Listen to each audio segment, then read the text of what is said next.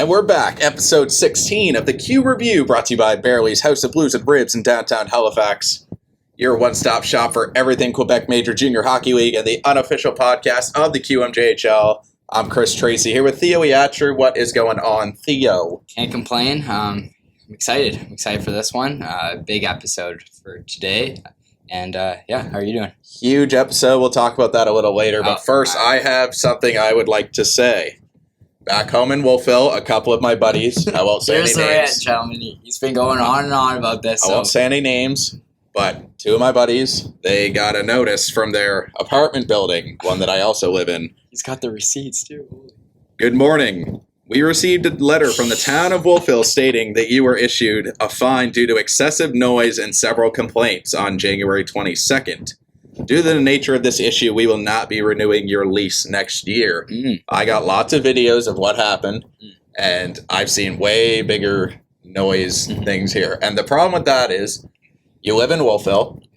It's a university town. People are going to party. It's just going to happen. That's why your rent's like $200 a month. That's why you pay for that, because the noise complaints. That's literally why it's so cheap there. And so I think it's ridiculous. They have no reason why they should get kicked out. So first of all, I would like to say, whoever called the cops on my buddies, you suck. And Sean, the compliance officer, who came in and wrote up the fine. Not cool. You're a mall cop, Sean. You're throwing names. Well, I think he's considered campus police, but when I asked my dad about who he was, he said, yeah, he's barely a mall cop. So that's my rant. So are you allowed to give the last name out? Or? No, I can't give last names out. But yeah, so that's my little rant. I wasn't very happy about it, but that's a good rant. Yeah, I think it's ridiculous because I live in that facility and there's been way louder. I had to deal with thumping on my floor for like months, just constant. Yeah. So, and it was worse than that. And like you said, it is a alcohol. What's the word? It's a university town. You can't expect kids to not, be rowdy. Yeah. You don't pay $200 a month for nothing. If it was a quiet neighborhood, you would pay thousands. Who lives underneath? Yeah. Or is it just their own house? They're up top, but I have no idea who lives underneath. Is it like old people? Or No, I think it was the people next door. Because there's like a bed and breakfast behind that place. That's usually who calls them. So, anyway, what's up with you? That's what I got. I don't know. That fired me up though. Everything's good. I'm good. Cool. So that's all it is. So let's get into the Q news, eh? Yeah. All right. So we look at the CHL Top 10 this week. We got 4 teams on the list this time. Gatineau Olympiques after their hot streak. Honorable mention. Sherbrooke, 7th place. Halifax, points in 21 straight games, are up to 4th. And the Quebec Remparts are 2nd. How are you? QMJHL Team of the Week, Olivier Nadeau of the Olympiques. He only played 1 game, but he had a big one. It was 6 points. Career high in assists with 2 goals and 4 assists against Val-d'Or. Since coming back from injury, he was that big trade acquisition in the offseason. And he currently has 18 points in 13 games since coming back. Sabres prospect, so he's having a great year so far. Charles-Antoine Dumont, a big Camo. He was in that trade for Xavier Fortin. Captain's getting swapped. 5 points in 3 games. Goal versus Rouen-Noranda. 2 more goals versus Rouen-Noranda. And then an assist versus the Val-d'Or Fours. Although QMJHL.ca said he only had 4 points. So check your stats. I did check my stats. I'm telling the Q to check himself, not you. Cole Burbage, St. John Sea Dogs, having a great rookie season. 5 points right now in 2 games for the week. Goal and 2 assists against Bathurst. 2 goals against Moncton. He also had an assist last week against, I think it was Halifax. It was like 10-7 the game. And he's got 32 points, 45 games. Not bad. Another Sea Dog on defense, Nick Bilodeau. He had 3 goals and 2 assists in 2 games. First career hat trick. First hat trick by a defenseman in Sea Dogs history. So congrats to Nick. Congrats, Nick. Some pretty impressive names considering some of the names, that have come through, like Thomas Chabot, Nathan Beaulieu, Simon Desprez, Jakob Zaboral. So that's a pretty big deal. Chabot hasn't get a hat trick. I guess not. No. That's kind of crazy. 2 assists against Moncton. 24 points in 45 games for the rookie D-man. So quietly on a poor St. John Sea Dogs team, he's having a great year. For sure. Frederick Brunet, Victoriaville Tigre, 4 points in 2 games. OT winner and 2 assists against Charlottetown. Goal versus Shawinigan. 15 points in 9 games since coming to the Tigre. And the goaltender of the week, Mathis Rousseau. 2-0-0-0, 979 save percentage, and a .5 goals against average with a shutout. 23 saves against Cape Breton. 23 save shutout versus Bathurst, his 3rd of the season. And the goalie is now 25-7 on the season with a 248 goals against and a 914 save percentage. He's wrecking up, man. He's wrecking up. We didn't mention these before, so I just thought I'd bring them up. QMJHL's Player of the Month for December. Zach LaRue got forward. Defenseman was Etienne Morin, and the goalie was Ty Austin of the Charlottetown Islanders. Rookie of the Month was Jan Sprinar of Rimouski. And then they released the January ones as well. That's what reminded me of it. So Riley Kidney, 22 points in 8 games. What a surprise. Honorable mention goes to Josh Lawrence. Defenseman of the Month, Frederick Brunet, 16 points in 10 games. Isaac Menard of Shawinigan gets the honorable mention.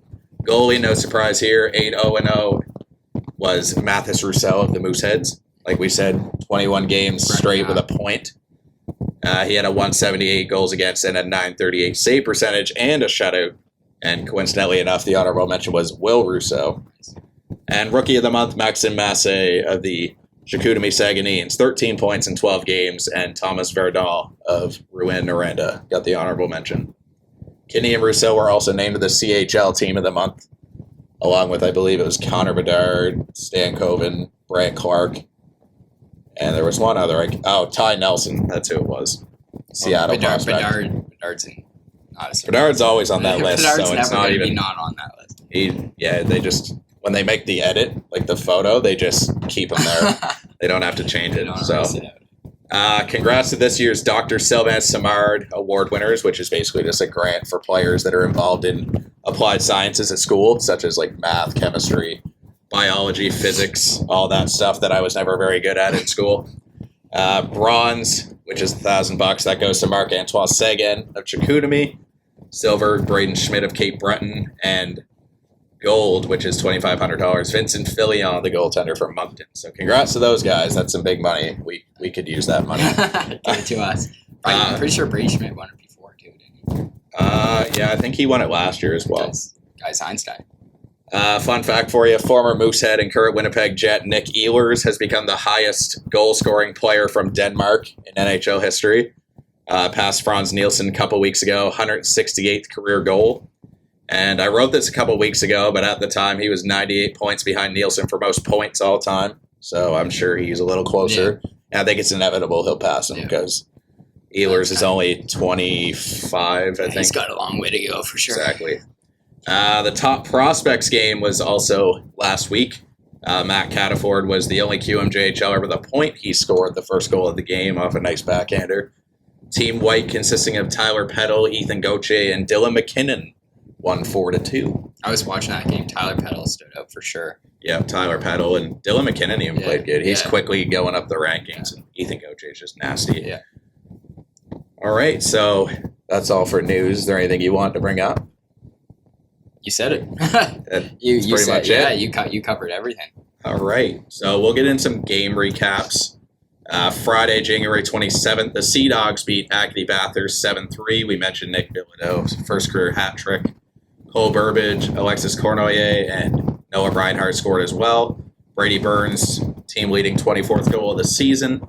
Reinhardt finished with 4 points. Burbage and Burns had 3 each. And Ventislav Shingarov made 31 saves in the win. Josh Fleming had 30 saves in the loss, who's a rookie this year with the Titan. Dylan Andrews scored twice, and Noah Ryan scored the other. Sea Dogs won back-to-back games. Don't hear that very often. Yeah. Rimouski, 4-3 game against Drummondville. Julian Baylin scored with 1:52 left to play to get the Oceanic the victory. Couple goals by Xavier Filion, and William Dumoulin scored the other. Drummondville was down 3-0, but they came back with a couple goals from Justin Cotier, Xavier Fortin, and Sam Oliver. Tyler Peddle came back from the Top Prospects game with 2 assists. Riley Mercer with the loss, 17 or 18 saves, sorry. And then you got Bay Camo. They took an 8-5 loss to Rouen-Noranda. Big offensive explosion. Tristan Allard and Daniel Borash scored twice each. Emeric Gaudet, Bill Zonin, Jacob Hujar, and Louis-Philippe Fontaine scored goals as well. Fontaine and Allard, 4 points each. Borash had 3 points.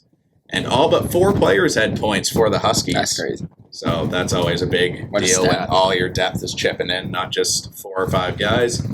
Charles-Antoine Dumont, Justin Poirier, Matt McDonald, Nick Svanenko, and Charlie Fink scored for the Drakkar. Matt McDonald, he's racking up, man. He's having a good one. Good old-fashioned Nova Scotia boy. For sure. Matthias Milovsky, 3 assists, and the shots were 45-44 in favor of the Huskies. So a lot closer game than I think the last goal by the Huskies when it an empty netter. So it's a close game there. Shawinigan 2-1 against Sherbrooke. That's a big win, as Sherbrooke, as we know, is high up in the standings. Charles-Olivier Villeneuve scored the winner with 1:15 to go in the second. Angus Booth scored the other. Remy De La Fontaine was named the first star with 41 saves. Shawinigan was outshot 42-17. And Jacob Rabanich scored the only goal for the Phoenix, his first as a member of the Phoenix. You've been seeing that a lot lately, though. Still, people getting outshot. Yeah, still keeping up a fight in the game, for sure. I watched this game live. Gatineau 11-6 over Val-d'Or, 8-3 in the first period. 6 points from Nadeau, like we said earlier. 2 goals from him, 2 goals from Riley Kidney, 2 goals from Sam Savoie. Singles from Charles-Antoine Pilote, Colin Ratt, Cam McDonald, Olivier Boutin, and Alexis Gendron. Shots were 52-22 in favor of the Olympique. William Prevost and rookie Thomas LaRouche scored twice. Nathan Barry and Louis Robin scored the singles for the Foreurs. Another Nova Scotian, Cam McDonald. That's right. He's Friend of the racking up, pod. man. Yeah, he's Friend of the pod. Theo Rochette scored twice as Quebec took down Chicoutimi 5-0. Nico Savoie, James Malatessa, and Jeremy Langlaw scored the others. And it was Langlaw's first goal since coming over from the Cape Breton Eagles. Big part of that Quebec defense core. Will Rousseau, 20 saves, 4th shutout of the season, and Charles-Antoine Lavely made 34 saves for the Saguenayens in the loss. Blainville, this is the last game of Friday. Blainville beat Charlottetown 5-3. Arnie Ravinsky is after coming back from the World Juniors with Latvia. James Swan and him also, they both scored twice. Mikhail Denis scored a goal as well. Nick Sheehan, 30 saves. Michael Horth, Kieran Gallant, and Joel Marchand scored in the loss. Joel Marchand is who they got back in the Brovanich trade. Jeremy Biakapatuka was issued a match penalty for attempt to injure. He lumberjacked Alexis Brisson and was ejected. Basically, just put his stick up in the air and just gave him a big old whack. And you can't do that. That's a Marchand kind of move right there. He was later suspended 3 games, and rightfully so. Only 3 games, man. I thought the Q would be a little more strict. So that's it for my Friday games, and I think it's time to bring on our guest. Let's do it. We are going to bring on Zach LaRue of the Halifax Mooseheads, draft pick of the Nashville Predators. Once again, brought to you by Barely's House of Blues and Ribs in Halifax. Please welcome Zach LaRue to the Q Review. Zach, how's it going today? Good, yourself? Good, man. Great. After some audio issues, we're ready to go. Here we go. Thanks for coming on, Zach. Appreciate it. So you guys are on this 19-game heater right now, set like 19 straight games, getting a point. What are you kind of doing on your off days right now? Yeah, I mean, right now it's just, pretty exciting time, I think, for our group. We get to go to the rink every day with a smile on our faces, winning hockey games. So, definitely just whenever we have time to have an off day, just to relax, regroup, and reset for the upcoming games coming, this weekend. And I think, there's not much to do, but watch some movies, play some video games, and just chill out with the boys. Did you think about, this possibly happening at the start of the season? We had you guys as contenders, but we didn't have you guys up in the ranks with, like, say, Quebec or Sherbrooke and Gatineau. But did you expect this with the group coming in? Yeah, I mean, I missed the first couple months, so it was hard for me to know. I missed all training camp, so I didn't really get to see the team too much. Didn't really get to meet a lot of the guys. So when I first got here, I definitely noticed right away, the team we had, I think we had a decent record, but once I got here, we really got the things going, and the boat was going, and it's pretty fun to see. It's a fun time to be around here, and having this much success. Maybe a little bit of a surprise, but at the same time, I think every guy in that room knows how good we are, and we didn't have to make that many additions, and we still have the a great team. So I think it really shows the depth we had from the start. Yeah, you kind of mentioned about the injury you had. Can you kind of like elaborate on how hard it was, like seeing the boys play and you just watching? Yeah, it was really hard. I mean, I didn't really get to play too much hockey for 8 months. I think it happened last March. It came, and then I missed the end of last season. Missed playoffs, so had to sit out again, and that wasn't fun. Then chose not to operate. Saw doctors, and basically went the entire summer doing physio, everything to kind of feel the best that I could without the operation, and I did. Everything was going really well until I got to camp in Nashville, and kind of went downhill from there again. And injury came back and had to get operated. So that was definitely a little bump in the road, and a little bit of adversity for myself. But I think I did everything I could to be back 100%. Feel great now, and I think it's shown since I've been back. Yeah, you've been at a hot pace, man, since you came back. Like pretty well goal per game, like the first 5 games, point per game. You're still point per game, over point per game. Do you have like any, what did you go through in rehab? Like kind of tips and just kind of how you got to the success you are right now, even though the long injury, that's hard for anyone. Yeah, I mean, I think when it first happened, it was kind of a shock. It wasn't a shock in the way that I didn't expect it, but just it's a complete reset back to zero. I was getting ready to get into another season, best shape of my life, doing everything I can to be ready, and then it's from day to the other, I'm sitting at home doing absolutely nothing, can't walk, can't move, just can't wait to get into a gym and the physio and start getting going. And that was the first part. And once I was able to do that, then it was just getting back on my feet, making sure I can get back on the ice, do everything I can so I can get to the team and help out. So it was a pretty long couple months for me, but I think I did a good job to not extend it too much, where I wasn't taking care of myself and push the injury a little further. And but yeah, no, I feel great now, and that's all that counts. Or were you grinding on Netflix while you were home all the time? Oh, I didn't get. What did I get into? I definitely watched a lot of movies. I'm a big movie guy. That's my new thing. I started over the summer. Started watching, going to watch movies on Tuesdays. Got the cheap movies at Cineplex. I've watched a lot of stuff. I couldn't even tell you exactly. I just every day, every night, just go on Netflix, whatever kind of pops out at me, click on. I'm a little bit of a true love kind of guy. Oh, so that's maybe a little soft spot. A little Notebook. Yeah, exactly. A little something like that, and it always gets me going. I can't complain about that. Did you watch the new Avatar or what? Yeah, we went there, a few of the boys, and watched it. Unreal. A little long, but unreal movie. I want any spoilers. I want to go see that. Yeah, won't say anything. Won't say. And you got hurt during training camp, right? At Nashville? Yeah, basically we had rookie camp, and then in Carolina. So I went there, played a couple games, and that was about all I can do. You just talk about that experience going to that NHL camp. This would have been your second one now. Second one. Yeah. I mean, it was, my first one going there last year was definitely an eye opener. Unfortunately, separated my shoulder there too. So I've been pretty bad luck with injuries at camp, but it's still good to, get out there, see all the pros, and just see the little things they do at the rink, the way they just can act, around the staff, around other guys. You can just really see that mindset of, it's your job, you're getting there, you're there to do your job. And it's fun to see, and it's still exciting for me, but at the same time, that's what I want to do full time. So I definitely take a lot of pointers for them, and hopefully grow my game.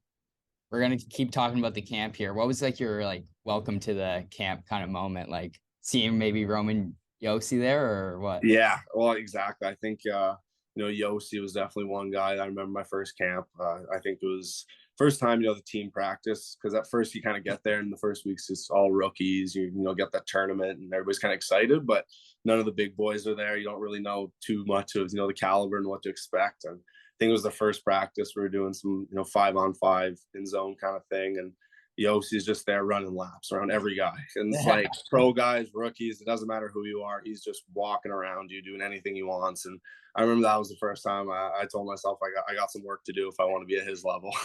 I don't think that guy has a flaw. Holy God. Oh, Absolute unreal. man rocket. He's just a wonderful skater and just everything. Yossi Oh, wants yeah. to really start Oh. putting an extra dumbbell on your weights. It's like Yossi wants the that. Tom Cruise of the NHL, man. Oh, he's just such a man rocket. You just see him around the rink and you're just like, there's no way this guy's real. It's like, oh no, it's fun. I love it, man. How was your draft experience? Like, just tell us about it. Like, where was it? How'd you spend it with your family? Like, just how was your, just explain it to us. It was a pretty unreal moment. I mean, with COVID and everything, it was at home, so that was a huge difference right there. But at the same time, I was able to have, some family. I had, I think, 20 of my buddies in the backyard with a TV set up, just waiting to, hear my name. And, as it went on, I was, one of the later picks in the round. So, I was getting a little more nervous and, really wanted to be a first round pick. But if I did happen to slip to the second round, it would have been fine, but a little disappointment. But no, it was just an exciting night. I had no clue what was going on. I was, had a stationary bike in the background in between picks, just trying to stay calm, just nervous as hell, just sweating, both my parents beside me. And the whole time my agent knew the picks like a minute before. So he was like texting my dad the picks. My dad's looking at his phone. I had to tell him, I took his phone. I was like, you can't touch that thing anymore. I'm way too nervous. Yeah. And then, Nashville ended up making a trade at 27 and heard my name. And that was a relief for sure for me. You're a big country music guy. You're going to have to be if you play. Huge country music guy. So, Luke Combs, Morgan Wallen, all those guys. That's all I listen to pretty much in my car is country. So I was definitely excited for that part. You playing the aux for the boys in the dressing room before the games? You playing some more? Not before the games. I got too soft of music to play before the games. So I'll usually take, Monday, Tuesdays. Guys are a little bit more relaxed at the rink. I'll usually take those moments to throw my phone on, throw a couple songs. But usually I'll leave some other guys to that. Who was your DJ in the locker room? Well, like you're saying, why not usually put some good tunes on, or else McKinnon's usually our game day guy. He's got some good game day tunes and usually gets all the good boys going. Nice. Oh man, I saw McKinnon at the game the other day and he gave me a fist bump. I was just doing game day ops and he was so fired up. It's like, did he know you or what? I don't think he knew me though. He just gave me a fist bump. Hey, you'll take it. Those are the energy guys. Yeah. Oh yeah. He's a big boy. He always brings the energy for us. I was gonna say you're a big energy guy too. You got your fight last week. You're always picking at the other players. How do you model your game? Who do you model your game after? Yeah, I mean that part of the game is definitely my style. The energy, the grit, the chirp and all that stuff. I think it's it's a fun side. I'm always getting into that stuff. I don't know. I've been doing it since I'm young. Just like that little gritty part, kind of gives an edge to my game, and I enjoy it. And getting under somebody's skin and getting in their heads is pretty enjoyable. Do you model it after anyone, like maybe like a Brad Marchand or like? Yeah, I mean, guys, I try not to now as much as maybe I did before, but I think definitely guys like Marchand, Kachuk, little pesky players that can. Do that hard work getting on their guys' skin, but you look at them play and they really adapted their games to the 2023 hockey and the way that it's so skilled and fast, and you can't just be a full meathead out there and just trying to rip every guy's head off. You got to learn how to play some hockey too. So having that mix of both has brought me a long way. Always the best when you can tick off the other guys, but man. It's always bad when someone's chirping and they're not very good. They always love if you. Well, no, there's that, and then I'll just end up getting in my own head and chirping myself at the end of the day. So again, try not to get overwhelmed by it, but no, yeah, it's all fun.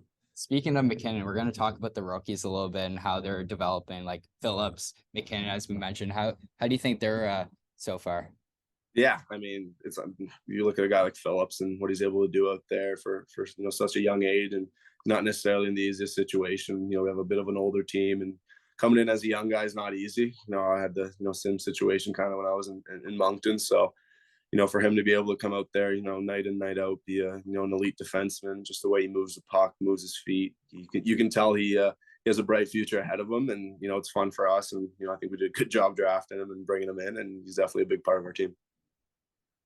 Good stuff. You were traded from Moncton to Halifax. Not many people might know that. It was I believe it was part of the Grew and McIsaac, like kind of after. Yeah, so exactly. Just react to that trade. What was your reaction, and kind of how excited were you to come to Halifax? Yeah, it was kind of weird how it all happened, because I wasn't too familiar, with the Q trades, how everything worked. It was, my first time playing in the league where there's trades. So basically when Christmas came around and our team, was all in, we decided, to trade for McIsaac and Grew.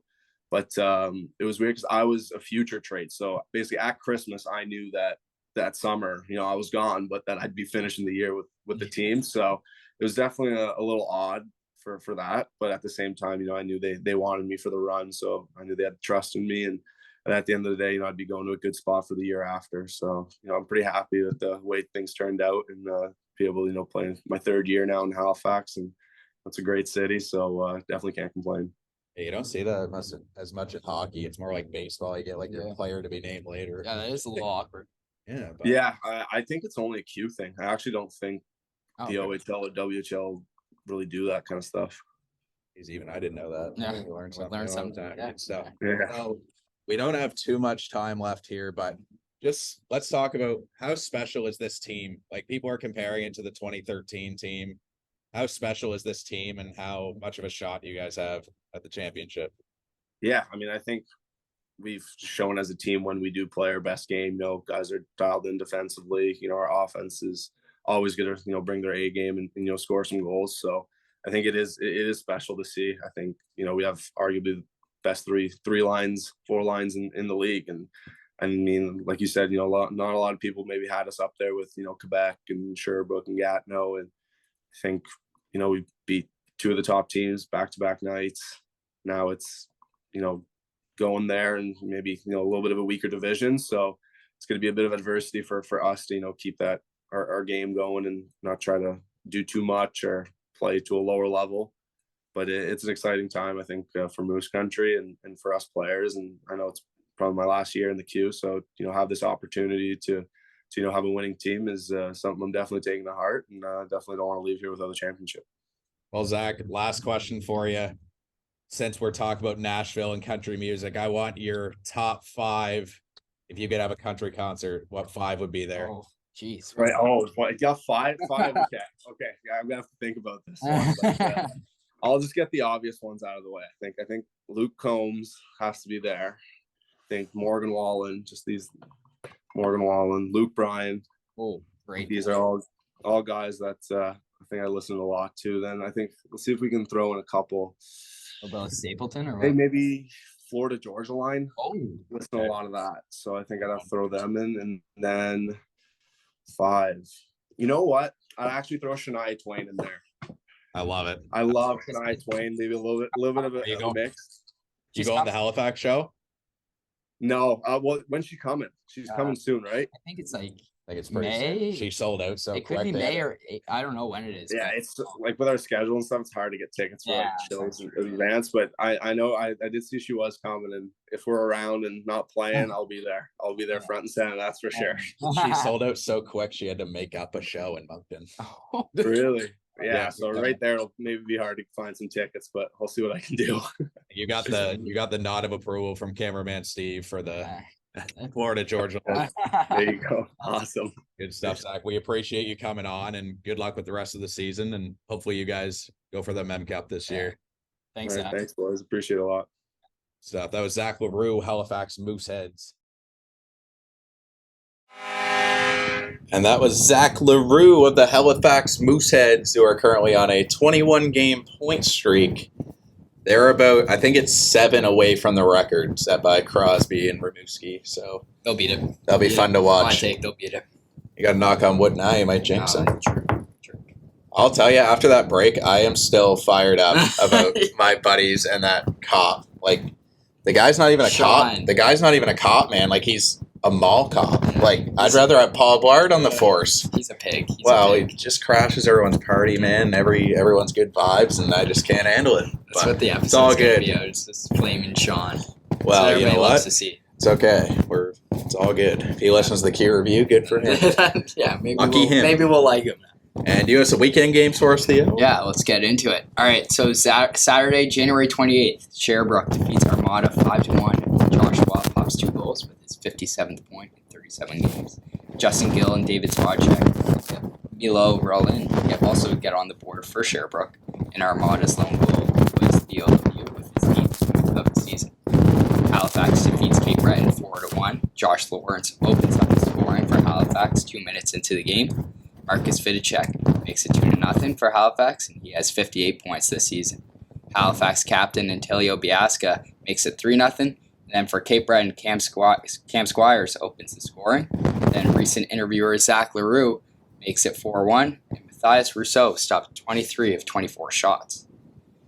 And this was a surprising one too. Can't wait to bring this one up in front of you. St. John defeats Moncton 7-3. That was a huge win. That was a massive win. Surprising blowout for sure. One player that stood out was Alex Drover. Only got 1 assist, but I was kind of watching the highlights. As a 20-year-old, he's doing well for sure. He's been good since coming back from Valley Junior, right? And Cole Burbridge scores 2.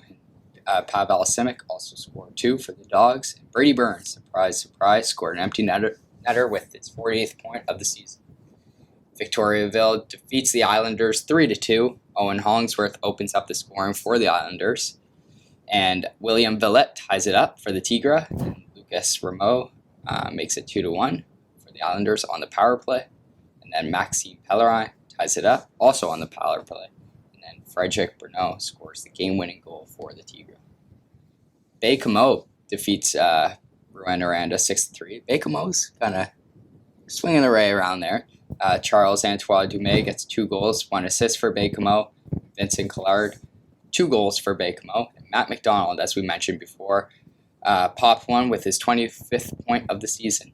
Goals for Rouen was Thomas Verdon, had 2 goals on the night, and Bill Zion with the other. Were you going to say something? You were talking about Frederic Brunet. I would say he's been one of the best acquisitions since coming over from Rimouski. Yeah. And everyone talks about Justin Robida, Riley Kidney, Alexis Gendron, but I think Brunet's been one of the best pickups. He's leading that blue line. No one focuses on him that much. Well, that's hard, man. They're one of those teams that doesn't get as much coverage. Like Tom even said it when he was on the pod. They don't get much coverage. So Frederic Brunet, I think, is an underrated pickup for sure. Yeah, for sure. And then Sunday, January 29th, Halifax defeat Bathurst 4-0. Josh Lawrence on an absolute heater with his new team pops a hat trick.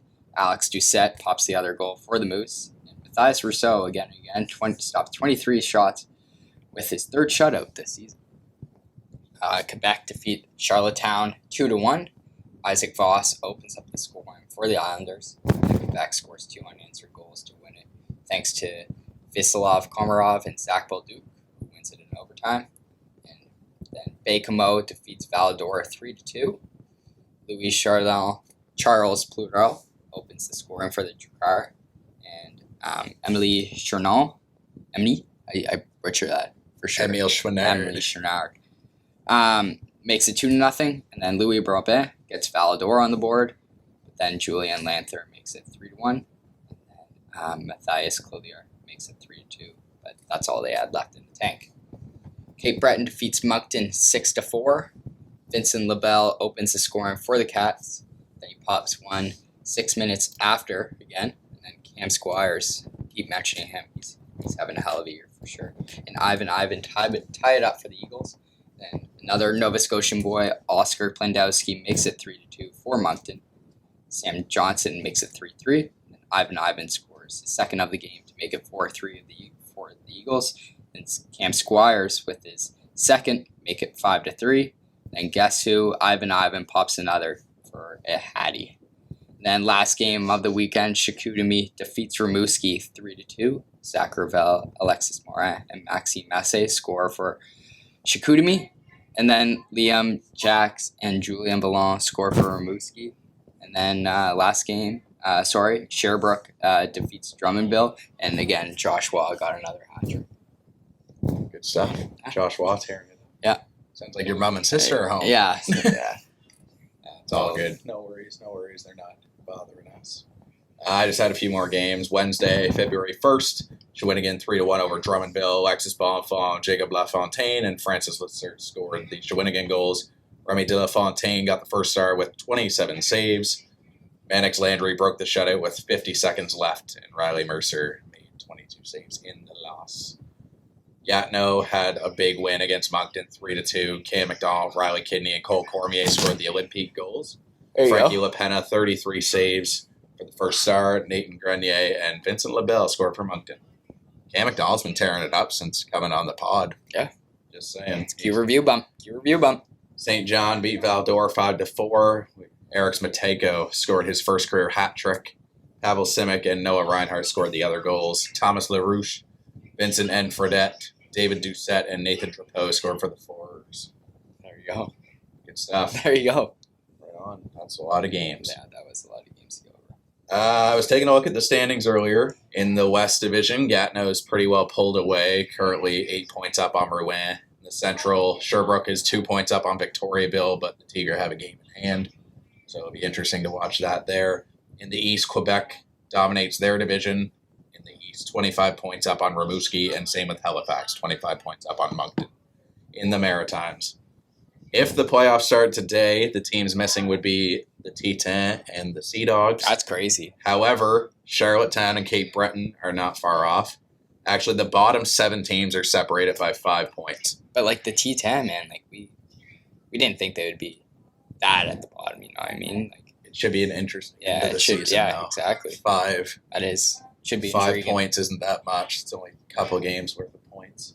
Looking at the statistics, Jordan Dumais continues to lead the league with 86 points. Next would be his teammate Alexander Doucette with 77. So Dumais pretty well has the scoring title this year, I would say. Goals, Alexander Doucette, loving life with his new Halifax teammates, 37 goals on the season, 1 up on Jacob Melanson of the Phoenix. Assists, Dumais, 54. Kidney has 47 just behind him. And looking at the goaltending statistics, you've got Nathan Darvaux, 930 save percentage for Victoriaville. Mathis Rousseau leading the way in wins with 25, and Will Rousseau, 4 shutouts to lead the league. There you go. That's it. I was just telling my sisters to shut up. So there you go. So, as always, we want to thank Zach LaRue for coming on with us and talking to us about his injury and his taste in country music. And that was a good interview. It was sure. a great interview. Yeah. Big Shania Twain fan. Love Shania Twain. Hopefully he gets Can't get tickets. much better. Hopefully he gets tickets to. Yeah. Hopefully we'll get tickets. And hopefully if we have the money for that. hopefully my buddies get back into their apartment. So Yeah. we'll keep you updated on that. Yeah. And as always, we want to thank Barely's House of Blues and Ribs for sponsoring us. I'm Chris, along with Theo and Will behind the camera. We will see you guys next week. Thanks, guys.